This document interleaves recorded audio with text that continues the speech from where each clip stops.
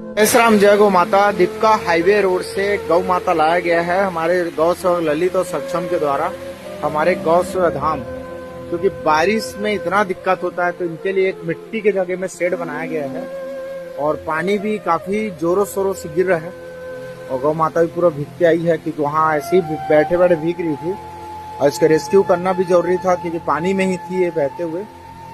तो बहुत दयनीय स्थिति है। आप सभी जानते हैं कि गौ माता की चिंता करने वाले कोई नहीं है, ना इनके रेस्क्यू करने वाले भी बहुत कम लोग हैं। तो हमारे जो गौ सेवक हैं जो तन मन लगाकर भी अभी लगभग 12 से 1 के बीच हो रहा है समय, और हमारे गौ सेवक रात को भी अपना समय दे रहे हैं। तो गौ सेवा धाम का ये रात्रि का सेवा है। सभी का यहाँ सभी डैमेज वाले हैं, ये पैर टूटा हुआ ऐसे ऐसे गौ माता है, ये लोग खड़े नहीं हो सकते हैं, बिना माँ के बच्चे सब यहीं रहते हैं, बाकी गौ माता दूसरे रूम में। तो श्री कृष्ण गोपाल गौ सेवा सदैव तत्पर है। जय श्री राम, जय गौ माता। आओ गौ माता की सेवा करें और इस सेवा कार्य के आप सहयोग